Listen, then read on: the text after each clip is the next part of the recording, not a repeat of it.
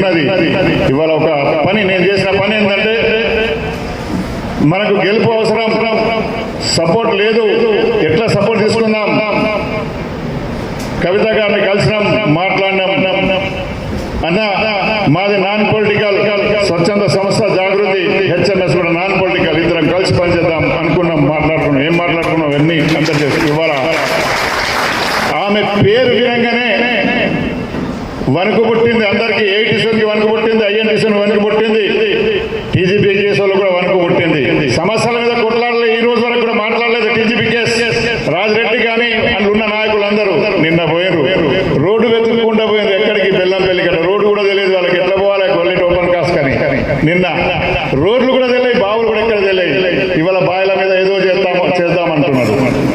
కేసీఆర్ గారు, కవిత గారు గెలిపించి వాళ్ళ చేతులు పెడితే సర్వనాశం చేసిన యూనియన్ కార్మిక వర్గాన్ని కూడా మోసం చేసిన పైసలు పైసలు పైసలు పైసలు. అది ఒకటే, పొలిటికల్ పార్టీ సపోర్ట్ చేసినప్పుడు మద్దతు ఉంటుంది. ట్రేడ్ యూనియన్ నిలబడి గల్లబట్టి మేనేజ్మెంట్ వినకపోతే సమస్య పరిష్కారం చేయాలి. గల్లబట్టడం వీళ్ళు కాదు, మేనేజ్మెంట్ వీళ్ళకి గల్లబడతారు. ఎక్కువ మాట్లాడకూడదు, కూర్చుండు అంటే కూర్చుంటున్నారు. మన అన్న చెప్పినట్టు, ప్రెసిడెంట్ సాబ్ చెప్పినట్టు, సారా చెప్పినట్టు కుక్కకు బిస్కెట్ వేసినట్టు ఇచ్చినట్టు ఆ బిస్కెట్ కనుక్కుంటూ తింటున్నారు. హెచ్ఎంఎస్ యూనియన్ కాల రాయకుండా మాయం చేయడానికి వాళ్ళు ప్రయత్నం చేసి మాయం చేయకుండా దేశంలోనే హెచ్ఎంఎస్ ఉన్నది అని సింగరేణి నుండి మెసేజ్ ఇచ్చిన, ప్రపంచం లెవెల్లో కూడా మెసేజ్ పోతుంది. సింగరేణిలో ఉన్న హెచ్ఎంఎస్ వాళ్ళు కొట్లాడేటోళ్ళు, పోరాడేటోళ్ళు భయపడరు, లొంగరు.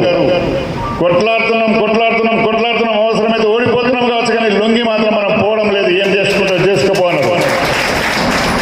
నా మీద 89 ఛార్జ్షీట్లు ఉన్నాయి. నా వెంట్రుకతో సమానమని పీకి పడేసినాం. ఒక్క ఛార్జ్షీట్ కూడా ఏం చేయలేకపోయింది. కార్మికుల కోసమే ఎన్ని ప్రయోగాలు చేయాలన్నా అన్ని ప్రయోగాలు చేసాం నా మీద. చెంచల్ కూడా జైలు లాగా వర్క్షాప్ లో తాళాలు వేసి పెడితే తాళాలు పలగొట్టినాం.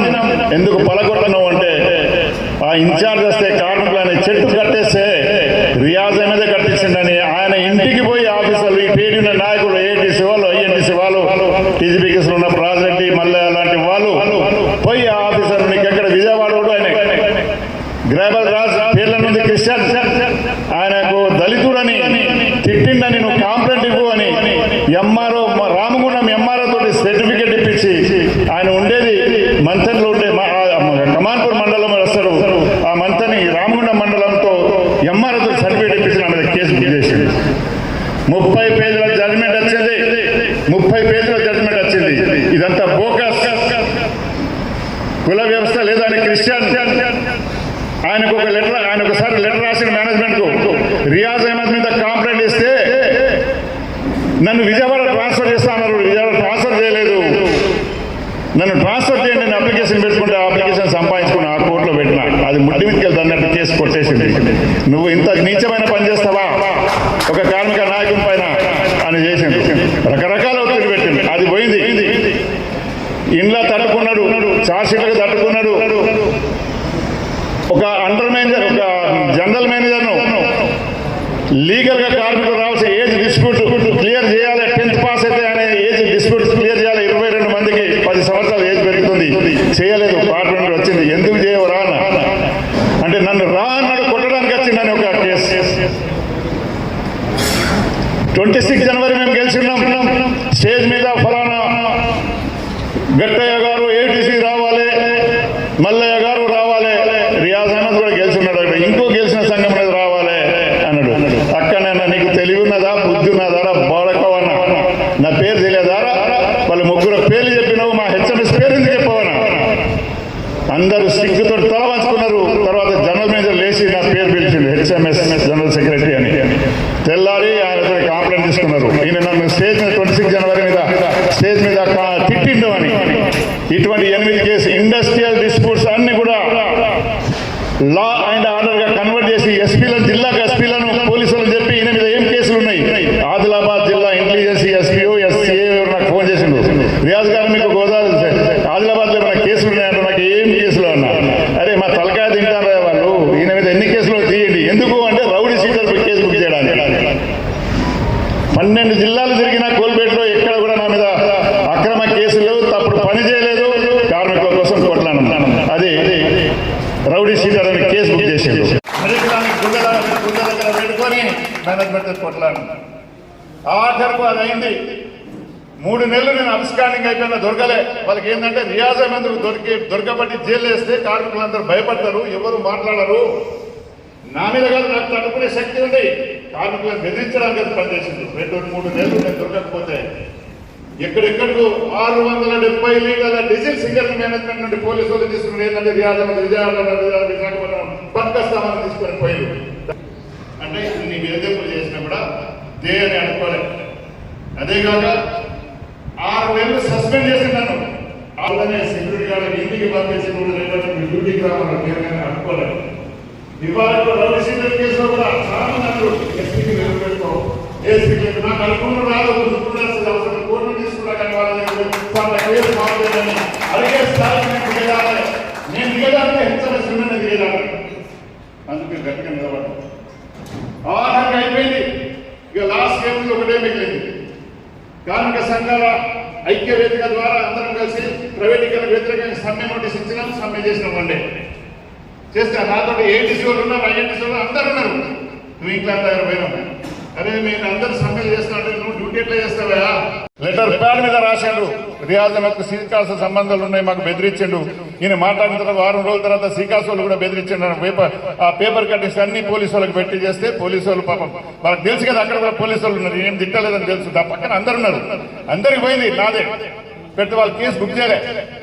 దరిద్రపు నాయకుడు ఒక ఆయన ఉన్నాడు, టీజీపీ కేసులు ఉండే, మంత్రి పదవి ఉండే ఆయనకు. ఎవరు? ఈటల రాజేందర్. ఇవాళ పెద్ద నేను బీసీ అని బాగా నసరాలు చేస్తాను. ఆయన పోలీసులకు చెప్తే నా మీద కేసు బుక్ చేసింది, శ్రీకాకుళం సంబంధాలు ఉన్నాయని. ఆయన చెప్తే కేసు బుక్ చేస్తే జడ్జి అడిగింది, లేడీ జడ్జి ఉండే, కాంప్రమైజ్ అవుతారా అన్నది. నేను కాంప్రమైజ్ గాను, నేను నక్సలైట్ గాను, నేను హెచ్ఎంఎస్ సోషలిస్ట్ కార్మిక సంఘం నాయకుడిని అని జడ్జి ముందట చెప్పిన. నేను కాంప్రమైజ్ గాను, అవసరం లేదు. వాళ్ళని ఏదో కాంప్రమైజ్ అయితే అయిపోతుంది కదండి, నేను కాంప్రమైజ్ కాను. వాళ్ళు ప్రూవ్ చేయాలని నక్సలైట్ అని.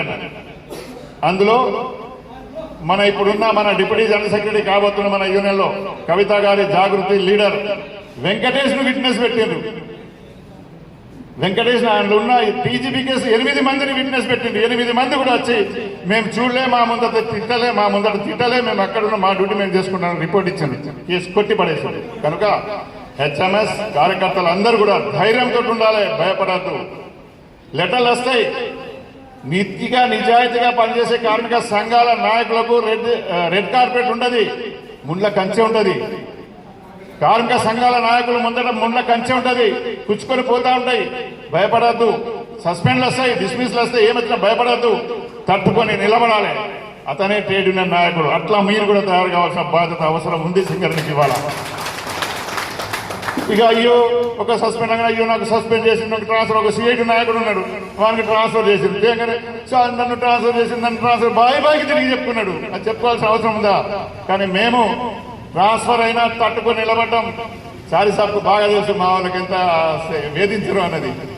చారి సాబ్ కూడా డైరెక్ట్ ఇండైరెక్ట్ గా హెచ్ఎంఎస్ కు మొదటి నుండి సపోర్ట్ చేసుకుంటూ వస్తున్నారు. అందుకే సార్ మీద గౌరవం ఉంది, అభిమానం ఉంది మాకు.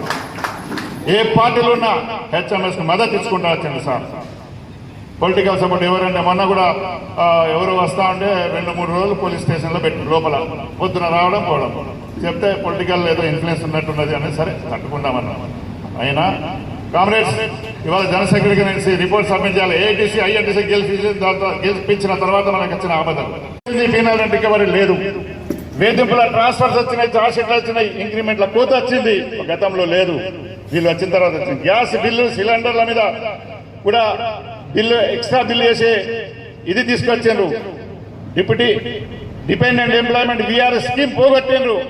ఇవాళ కూడా విఆర్ఎస్ స్కీమ్ లేదు, దానికోసం కొట్లాడేది ఉంది. ఇప్పుడు మనం పాత విఆర్ఎస్ స్కీమ్ లో అప్లికేషన్ పెడితే అన్ఫిట్ చేయాలి, కొత్త కూడా పోవాల్సిన అవసరం లేదు. దానికి విఆర్ఎస్ స్కీమ్ అంటారు. విఆర్ఎస్ స్కీమ్ ను వాళ్ళు కారుణ్య నియామకాలని పేరు పెట్టి కరప్షన్ నియామకాలను పెట్టి ఇవాళ ప్రతి కార్మికుని దగ్గర తండ్రి దగ్గర 5 లక్షల నుండి 10 లక్షలు వసూలు చేస్తాను. దీనికి పునాది వేసింది ఎవరు?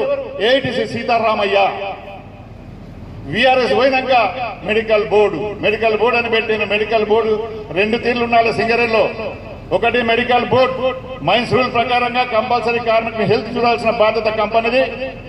హెల్త్ బాగాలేకపోతే పిఎంఈలో పంపించి టెస్ట్ చేయాలి, మంచిగా రిపేర్ చేయాలి, మంచి ట్రీట్మెంట్కి పోయి మంచిగా ఉంచాలి. ఒకవేళ ఇంకా కాకపోతే ఆయనకు అన్ఫిట్ చేయాలి. అన్ఫిట్ చేసిన తర్వాత ఏం చేయాలని డిపెండెంట్లకు ఉద్యోగం ఇవ్వాలి అనేది యూనియన్లో అగ్రిమెంట్ ఇస్తున్నారు. ఇక విఆర్ఎస్ అది 100% నెలకు ఒక్కసారి కంపల్సరీ ఉండవలసిందే. అది విఆర్ఎస్ స్కీమ్ అంటే 30 సంవత్సరాల కార్మికులు లోపల పనిచేసిన తర్వాత తట్టుకోలేకపోతాడు. పడిగరుపున పని చేస్తాడు బొగ్గు బాయిలలో కార్మికుడు. బయట చేసే వాళ్లకు, ఆఫీసులో చేసే వాళ్లకు, రైల్వేలో కానీ ఎక్కడైనా కానీ 10 నిమిషాలకు ఛాయ్ తాగొచ్చు, 20 నిమిషాలకు అక్కడ పోవచ్చు, గంట తర్వాత టిఫిన్ చేయొచ్చు. అండర్ గ్రౌండ్ లో ఒకసారి కార్మికుడు లోపల పోతే రా వాటర్ దొరుకుతుంది. ఇవాళ మంచి నీళ్లు కూడా తాగిస్తలేదు. మా దరిద్రపు మేనేజ్మెంట్ అడగడం చేత కావడం లేదు. వీళ్లకు బాటళ్లు పట్టుకోబోతారు కార్మికులు. బాటళ్లు మొయ్యాలి, లైట్ మొయ్యాలి, బూట్లు మొయ్యాలి. ఎంత బరువు ఉంటది? రోజుకు 10 కిలోల బరువు భుజం మీద వేసుకొని లోపల పోతారు. అటువంటి కార్మికులకు రోగాలు వస్తే ఎవరు బాధ్యులు? చూస్తలేరు. అటువంటి ఇబ్బందులు ఉన్నాయి. ఆ ఇబ్బందులతో ఈ కార్మికులను చేసిన తర్వాత వాళ్ళు నడవలేని పొజిషన్ ఉన్నప్పుడు అప్లికేషన్ పెట్టుకుంటే విఆర్ఎస్ స్కీమ్ అని పుట్టించడం కార్మిక సంఘాలు. 85 కంటే ముందు 85 వరకు ఒక్క సంవత్సరం సర్వీస్ ఉన్నా విఆర్ఎస్ పెట్టుకుంటే కొడుకు ఉద్యోగం ఇవ్వాలి. తీసేసి దరిద్రపు ఏఐటీసీ గెలిచిన తర్వాత 2 సంవత్సరాలు చేసింది. 2 సంవత్సరాలు చేసిన తర్వాత 98 గెలిచిన తర్వాత మొత్తం పీకి పడేసింది. అడగలే, విఆర్ఎస్ లేదు అన్నది. తర్వాత కొట్లాడంగా టీఆర్ఎస్ ప్రభుత్వం ఉన్నప్పుడు కవిత గారు వీళ్ళు కొట్లాడారు. ఒక కారుణ్య నియామకాలని పోస్ట్ తీసుకొచ్చారు. అందులో కూడా కేసీఆర్ గారు ఇక్కడనే చెప్పారు, మెడికల్ బోర్డు లంచాలు తీసుకుంటాను, ఎవరన్నా మా కార్యకర్త తీసుకున్నావా చెప్పుల దండం ఎడకేయండి అన్నాడు. ఎవరు చెప్తాడు? నా కొడుకు ఉద్యోగం కావాలి. నిన్న కూడా చైర్మన్ గారికి స్టేట్మెంట్ ఇచ్చారు. మేము విజిలెన్స్ పంపిస్తున్నాం, ఏసీబీకి పంపిస్తున్నాం అంటున్నారు. ఎవరు చెప్పరు నా కొడుకు ఉద్యోగం కావాలి. నువ్వు డైరెక్ట్ పాత విఆర్ఎస్ స్కీమ్ పెట్టి ఎవరికి 1 పైసా రాదు ఇవ్వరు. అది పెట్టకుండా నువ్వు లోపాయికారికంగా కారుణ్య నియామకాలు పెట్టి హైదరాబాద్ లో ఉన్న డాక్టర్లకు అక్కడనే ఇక్కడి డాక్టర్లు చేయాలి. ఇల్లీగల్ గా హైదరాబాద్ డాక్టర్లు పెట్టిస్తే అక్కడనే మొత్తం కుట్రలు జరుగుతున్నాయి, అక్కడనే పైసలు మారుతున్నాయి. నీకు ఎవరు చెప్తాను? నా కొడుకు ఉద్యోగం 12 లక్షలు కూడా ఇవ్వడానికి సిద్ధంగా ఉన్నా నేను చెప్పాను. నేను ఎవరు చెప్పడు. ఒకవేళ ఫెయిల్ అయిన వ్యక్తి కూడా నేను పైసలు ఇచ్చినా అని చెప్పాడు. ఎందుకంటే ఇచ్చిన పైసలు వాపస్ వస్తావో రావు అని భయంతో వాడుంటాడు. ఇటువంటి ఇబ్బందులు ఎదుర్కొంటున్న కార్మికులకు అండగా నిలబడుతున్న చాతగాని కార్మిక సంఘాలను గెలిపించడంతో ఇవాళ ఎంత ఆపద వచ్చింది. ఇవాళ సంవత్సరం నుండి మెడికల్ బోర్డు పెట్టుకున్నారు. 2 ఇయర్స్ ముందే పెట్టుకున్న తర్వాత బోర్డులనే వాడు అన్ఫిట్ చేసి హెచ్ఆర్ అంటే హయ్యర్ సెంటర్ కు పంపించిండు. అక్కడ పోయి చూసుకున్నాను. అక్కడ కూడా చూసుకుని వచ్చిన 1 ఇయర్ వరకు బోర్డు పెట్టలే. మొన్న తిట్టంగా మొన్న బోర్డు పెట్టి కొత్త ఆఫీసర్ వచ్చిండు, ఒక డైరెక్టర్ పర్సన్. ఆయన వచ్చిందట. ఆయనకి ఏం తెలుసో తెలియదు కానీ మెడికల్ బోర్డులకు ఆయన జొర్రి ఇగో ఈ 5 చెయ్యి అన్ఫిట్ అన్నాడు. మిగతా 49 మంది బజార్ల పడ్డారు. సంవత్సరం నుండి లక్ష జీతం లేదు, అడుక్కుంటా తిరుగుతాడు. దీని గురించి ఒక్క మాట కూడా సీతారామయ్య మాట్లాడలేదు, జనక్ ప్రసాద్ మాట్లాడలేదు. ఏం చేస్తారు, ఏం పీకుతానని చెప్తా నేను. కార్మికుల కోసం ఉన్నారా, కంపెనీ కోసం ఉన్నారా? దానిపైన ఒక స్ట్రైక్ నోటీస్ ఇవ్వు. మేనేజ్మెంట్ దిగేస్తుంది, చర్చలకు ఫైల్ పట్టుకొస్తుంది, మాట్లాడచ్చు, ఉద్యోగాలు ఇప్పించచ్చు. విఆర్ఎస్ పోయింది, విఆర్ఎస్ కూడా పుట్టియాలి. దీనికోసం మనం ప్రతిపాదన పెడుతున్నాం. 4-5 మేజర్ ప్రతిపాదనలు పెడుతున్నాం. ఇవాళ యాక్చువల్ గా పొద్దునే రావాలన్నా లేట్ అయింది. సార్ 12 అయితే దాటితే పోవాలని సార్ చెప్పిండు. మా కోసం ఒక గంట సేపు కార్మికుల కోసం ఉండండి సార్. 100 కోట్ల రూపాయలు మింగినోళ్ళు కూడా డైరెక్ట్ ప్రమోషన్ వచ్చింది. ఎవరి పైన యాక్షన్ ఉందా? కార్మికుల మీద యాక్షన్ ఉంది. ఏం లేదు. పక్కన షెడ్ కట్టుకుంటే యాక్షన్, షెడ్ కట్టుకుంటే యాక్షన్, మంచిగా ఇల్లు చేసుకుంటే యాక్షన్, గట్టిగా మాట్లాడితే యాక్షన్, కార్మికుల పైన యాక్షన్. విజిలెన్స్ అనేది బోకస్ విజిలెన్స్ ఉంది. విజిలెన్స్ లో కూడా IPS officer, junior IPS officer ఇవాళ తీర్మానం పెడుతున్నాం. ఇవన్నీ చేయాల్సిన అవసరం ఉంది. సింగరేణి మునిగిపోయే ప్రమాదం ఉంది. మునిగిపోకుండా చూడాల్సిన బాధ్యత ఉంది. అన్ని ఇవాళ చూసిన ప్లేడీల పైన ఏముంది? ప్లేడీల పైన నిషేధం పెట్టిండ్రు. N- అని తీసుకొచ్చిండ్రు. ఎక్కడి నుండి వచ్చింది? పిహెచ్డి వచ్చింది.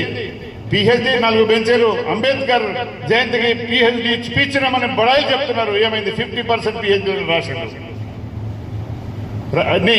అన్ని నల్ల చట్టాలు వచ్చినాయి. మధ్యలో వాట్సాప్ లో మెసేజ్ పంపితే ఛార్జ్షీట్ ఇస్తారు. వాట్సాప్ మెసేజ్ పెట్టచ్చు అని హైకోర్టు కూడా చెప్తుంది. ఇన్ని ఆపదలతో బతుకుతున్న కార్మికులు, రకరకాల ఆపదలతో బతుకున్న కార్మికులను ఆదుకోవాల్సిన బాధ్యత సింగరేణిలో హెచ్ఎంఎస్ ఉంది. డెఫినెట్లీ ఇవాళ సాయంత్రం కేంద్ర కమిటీ వేస్తున్నాం. మీ అందరి అనుమతితోటి కవిత గారిని హానరబుల్ ప్రెసిడెంట్ గా మనం చేసుకుంటున్నాం. తర్వాత దేశం మొత్తంలో ఇది జాగృతి అండ్ హెచ్ఎంఎస్ 2 కలిసి పనిచేస్తుంది. సింగరేణిలో సమస్యల పరిష్కారం కోసం అందరం ఒకటి. ఇప్పుడు మేము వేరు, మీరు వేరు కాదు, అందరం ఒకటి కలిసిగా స్టాండర్డ్ మంచి గట్టి సంఘంగా తయారైదాం. ఎవరి సపోర్ట్ లేకపోయినా కార్మికుల దగ్గర మనం పోదాం. వాళ్ళే మన ఎంబడి వేరే మిగతా కార్మిక సంఘాలు వస్తారు. కనుక ఈ కార్యాచరణ చేసి ఇవాళ ఒక బలమైన కార్మిక సంఘంగా తీర్చిదిద్దడానికి మనం ప్రయత్నం చేస్తున్న వాళ్ళు సాయంత్రం సెంట్రల్ కమిటీ అవుతుంది, తీర్మానాలు చేస్తాం. ఏ దాని మీద కొట్లాడదాం, లోకల్ సమస్యలు మనం కొట్లాడదాం.